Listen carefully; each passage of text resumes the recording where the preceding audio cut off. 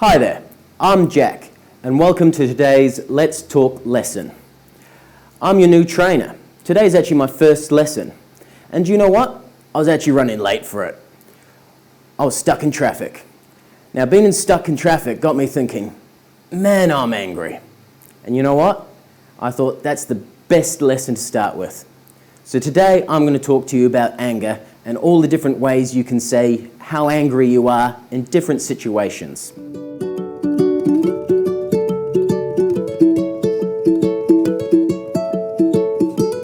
Now, how angry do you get? Have you got angry enough that you want to stick up your middle finger? Or have you got angry that maybe you're so angry that you just want to give someone a punch or a bash? No matter how angry you are, it can be measured. You can be a little bit angry, mildly angry, or really angry. It varies. So today, we're going to look at different types of anger and what words you can use to express your anger at different levels. Behind me, we have a range of words. To begin with, what we're going to look at is annoyed. Now, annoyed it's a mild anger. You get it if someone slightly distresses you or causes a bit of a mood change. It's more on the earliest stages of anger. Below annoyed, we have a list of words, and we'll go through them each individually to show you how you can use these in everyday English. The first word we have is irritated.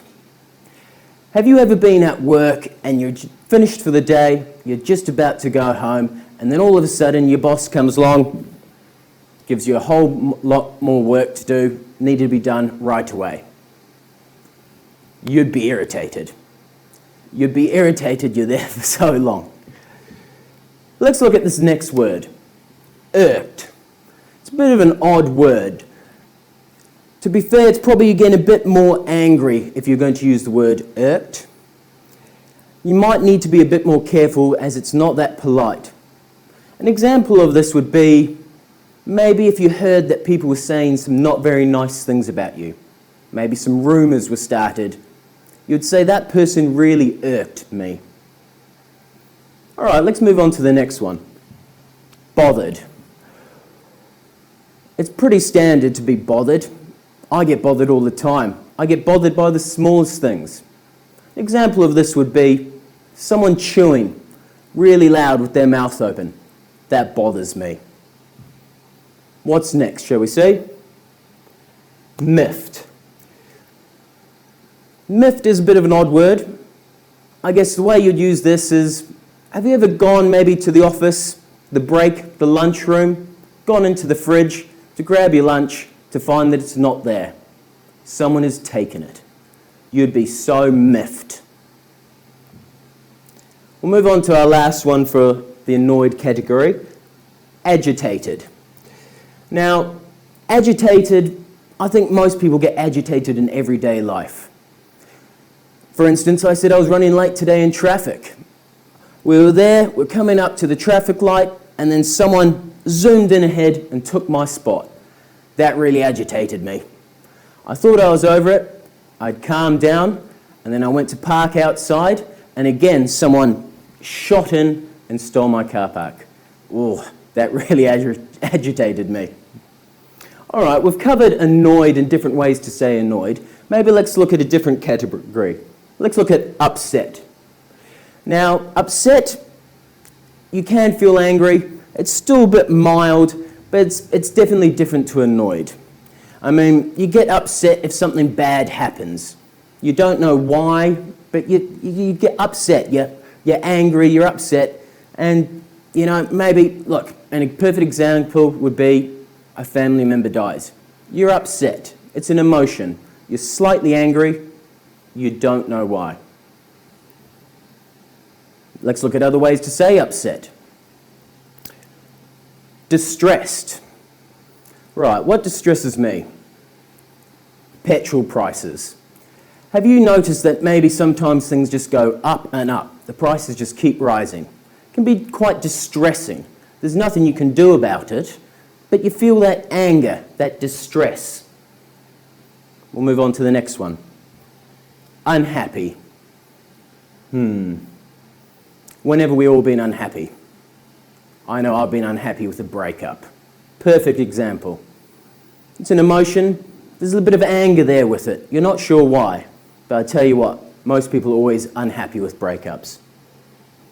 All right, let's move away from maybe the lighter anger side, and let's move to when you're really angry.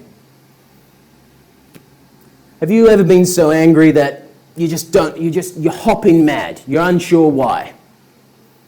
Well, I know, stealing. Stealing really makes me mad. If you've ever been robbed, held up, or even just, someone's taken something of yours, like your cell phone, that's when you're mad.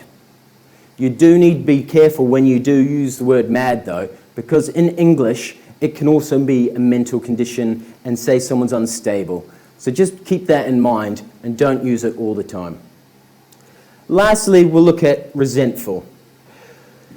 Resentful is a bit of an odd one because it is anger, but you can feel it towards family.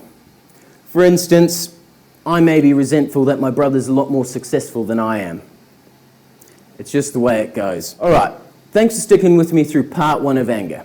Stick around for part 2 because I've got a lot more anger to show you, and we'll cover many other ways just to show your anger in English. Welcome back to part 2 of our lesson about anger. In part 1, we looked at maybe the more mild to medium types of anger. We looked at, if you recall, annoyed, upset, and mad. Part 2, we're going to look at the more end scale of anger, that really, built up frustration, the blood boiling, the tempers flying. So behind me, we've got some words that you'd really be able to use to fulfill these in English. The first one, furious. Now, example of furious would be, let's see, have you ever maybe gone for a job, turned down, you didn't get it. Gone for another job, turned down. No one's given you any feedback, you don't know why. You'd be pretty furious. You're trying to figure it out, you're furious. There are other ways to use words as furious, and I'll give you a couple different contexts. The next word we have is enraged. Imagine maybe you come out from a day's work, walk out, go to get into your car to find someone smashed your windscreen. Maybe they've taken keys and scraped it up and down. You'd be enraged. That's an anger that you just know. Moving on to the next one, irate for Americans, or irate for the British speakers. This anger, it can be very annoying. It's definitely on the end scale. Think about maybe, have you ever been on a customer call? You're on there maybe for 40 minutes, you're waiting, you're on hold, and then finally, that moment of truth, you think you've got someone on the line, only what? They've hung up on you. Oh, that would irate you. You'd be so rated. Moving on to the next one, fuming. I'll tell you what, I'll reverse the roles here. I'll give you an example maybe where I've made someone fume at me. Last week, I was out on a business call, visiting a client. Well, that's at least what I told the boss. I was out playing golf. If the boss found out, he would be fuming. All right, stick with me, we've got one more. Livid. Livid for me is really right at the end of the scale. I'm using this word if I've got anger like no other. Imagine coming home from a hard day's work. Maybe you walk in the door. What do you find? Your girlfriend. She's cheating with your brother. Oh, you would be livid. I tell you what, we've covered a wide range of words for anger, and I hope that they help you with your everyday English. Please get out there, give it a go. Thank you for joining me for my first video. I hope I've showed you some great ways to express your anger in English. Stick with me and drop me a comment, subscribe, let me know how I've done. I hope to see you again soon. Thank you.